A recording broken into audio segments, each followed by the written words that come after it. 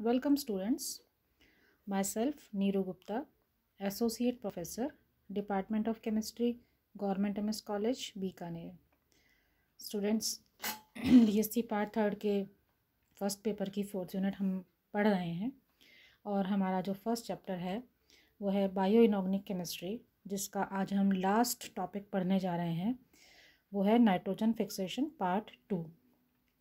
Students, हमने अपने पिछले लेक्चर में नाइट्रोजन फिक्सेशन पार्ट 1 पढ़ा था, जिसमें हमने नाइट्रोजन स्थिरीकरण क्या होता है और वो कितनी तरह से होता है, उसकी जो मेन 2 विधियां हैं, प्राकृतिक रूप से और संश्लेषित रूप से. तो हमने अपने पिछले लेक्चर जो कि पार्ट 1 था उसमें नाइट्रोजन स्थिरीकरण जो प्राकृतिक विधियों से होता है उनकी बात की थी. आज हम बात करेंगे artificial methods for nitrogen fixation, यानी कि नाइट्रोजन स्थिरीकरण की कृत्रिम विधियां या आर्टिफिशियल मेथड्स. मुख्य रूप से हम इनमें 4-5 विधियों की बात करेंगे, जिसमें सबसे पहला है fixation of nitrogen as HNO3. HNO3 या नाइट्रिक अम्ल के रूप में नाइट्रोजन का स्थिरीकरण किस प्रकार किया जाता है, उसकी हमारी पहली पॉइंट की जो कंटेंट है वो ये है कि under the influence of high tension electric arc, where the temperature is high, nitrogen of the air combines with oxygen to form nitric oxide.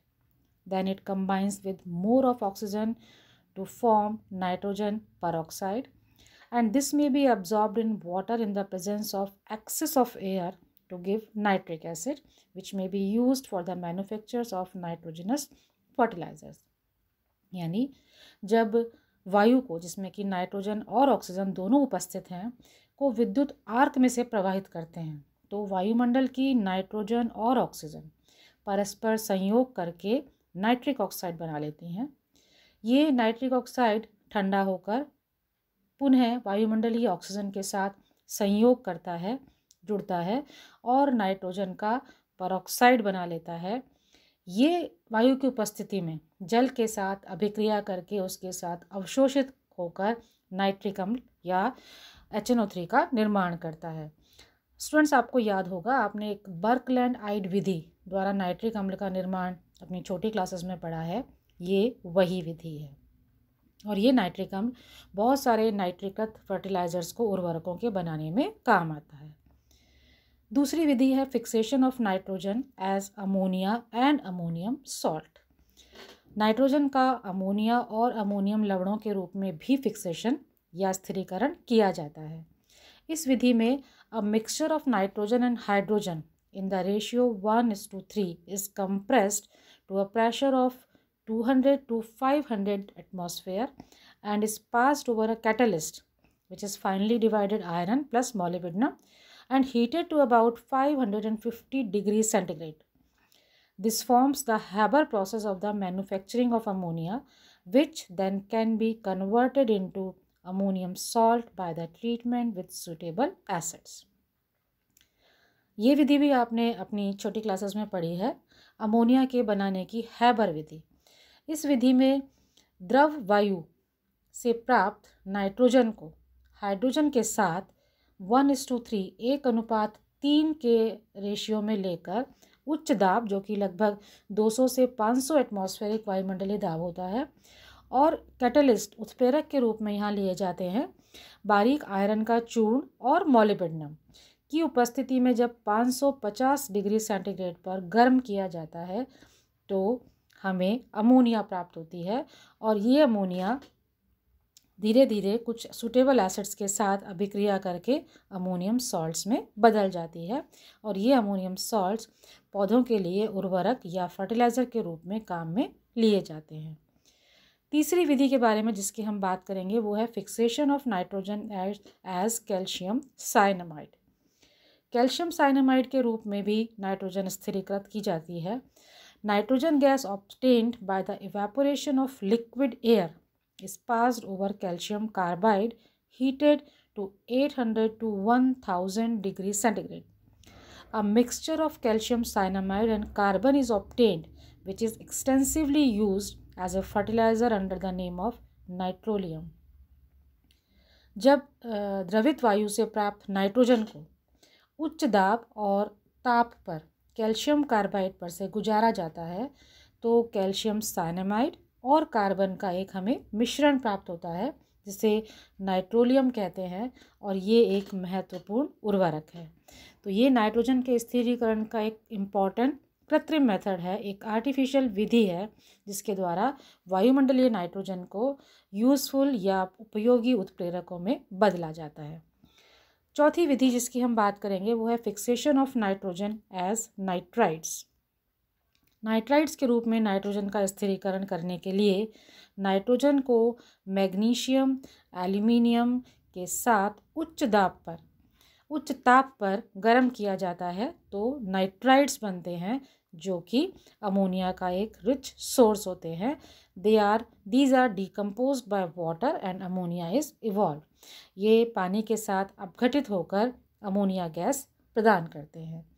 तो ये जो विधियां हैं, इसके अलावा एक विधि जो हम और यहाँ पर कंसीडर करेंगे वो है ओस्टवाल्ड विधि, जिससे कि नाइट्रिक अम्ल हमें प्राप्त होता है।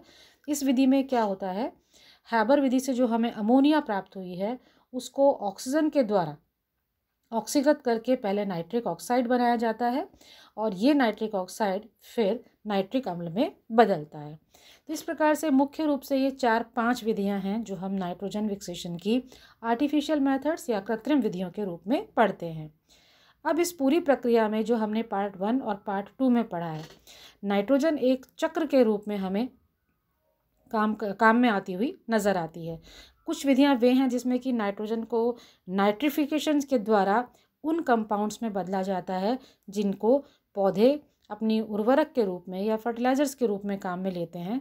लेकिन चूंकि वायुमंडल में नाइट्रोजन का एवरेज परसेंटेज बना रहना ज़रूरी है, तो साथ ही नाइट्रिफिकेशन के साथ साथ डीनाइट्रिफिकेशन का प्रोसेस भी चलता है और ये पूरी प्रक्रिया एक चक्र के रूप में हमें नज़र आती है जिसे नाइट्रोजन चक्र या नाइट्रोजन साइकिल कहते हैं। हम इसे कह सकते हैं कि नाइट्रोजन साइकिल के मेनली 4 भाग हैं। पहला है नाइट्रोजन फिक्सेशन, दूसरा है अमोनियाफिकेशन, तीसरा है नाइट्रिफिकेशन और चौथा है डीनाइट्रिफिकेशन। सबसे पहले हम बात करेंगे नाइट्रोजन फिक्सेशन की, जिसमें मुख्य रूप से हम 2 स्टेप्स की बात करेंगे। पहला है फिजिकल नाइट्रोजन फिक्सेशन, जिसमें कि एटमॉस्फेरिक नाइट्रोजन को नाइट्रिक एसिड में और उसके बाद कुछ अमोनियम नाइट्रेट्स के सॉल्ट में बदल दिया जाता है। और इसी के साथ दूसरा है बायोलॉजिकल नाइट्रोजन फिक्सेशन, जिसमें कि बायोलॉजिकल मेथड्स के द्वारा, जो हमने अपने पिछले लेक्चर में पढ़े थे, उसके द्वारा नाइट्रोजन को फिक्स किया जाता है। नाइट्रोजन फिक्सेशन के नाइट्रोजन साइकिल का दूसरा भाग जिसकी हम बात कर रहे हैं वो है अमोनिफिकेशन। अमोनिफिकेशन में भी 2 स्टेप्स होते हैं, एक होता है प्रोटियोलिसिस और दूसरा होता है अमीनो एसिड डिग्रेडेशन। प्रोटियोलिसिस का मतलब होता है कि प्रोटीन का कुछ सिंपल अमीनो एसिड्स में टूटना by a number of bacterial species. बहुत सारे बैक्टीरियाज ऐसे हैं जो कि अमीनो एसिड्स प्रोटीन को अमीनो एसिड्स में कन्वर्ट कर देते हैं, तो इसे ये मेथड कहलाता है प्रोटियोलिसिस। और दूसरी जो विधि है, दूसरा जो स्टेप है वो है अमीनो एसिड्स का डिग्रेडेशन। ये जो अमीनो एसिड्स बनते हैं ये डिग्रेड होकर या इनमें से अमीनो ग्रुप का रिमूवल होता है और हमें अमोनिया गैस प्राप्त होती है। तो ये सेकंड स्टेप अमोनिफिकेशन के 2 मुख्य पद हैं। तीसरा जो पद है वो है नाइट्रिफिकेशन का। नाइट्रिफिकेशन मतलब जो अमोनिया बनी है वो डिग्रेड होकर मैन्योर यानी कि खाद और कुछ कार्बनिक पदार्थों में बदल जाती है in the form of nitrates. इस मेथड को नाइट्रिफिकेशन कहते हैं और इसमें भी हम मुख्य रूप से 2 पद शामिल कर सकते हैं। पहला है oxidation of ammonia into nitrites, यानी कि अमोनिया नाइट्रोसोमोनास की उपस्थिति में ऑक्सीकृत होकर नाइट्राइट्स बनाती है, जिसे हम नाइट्रोसिफिकेशन भी कहते हैं।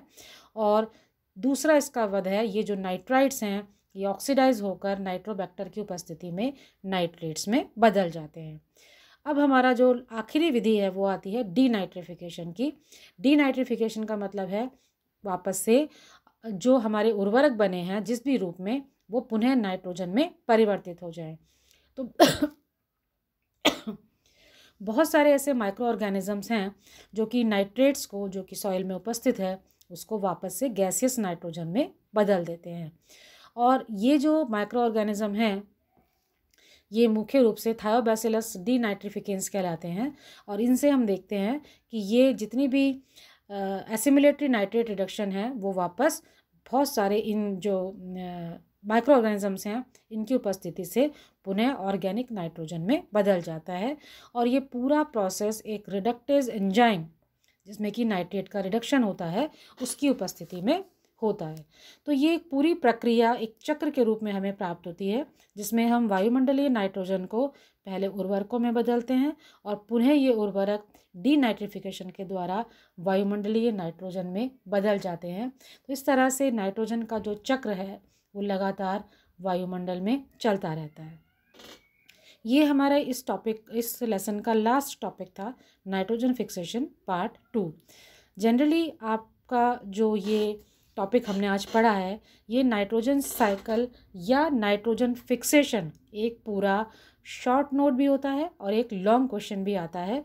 तो आपको मैं इस पूरी यूनिट का जो असाइनमेंट दूंगी उसमें आपको इन सारे पॉइंट्स को टच किया जाएगा और आप इस लेसन को ढंग से रिवाइज करके उस असाइनमेंट को सॉल्व करेंगे और वो असाइनमेंट सॉल्व करके आपको अपने पास रखना है।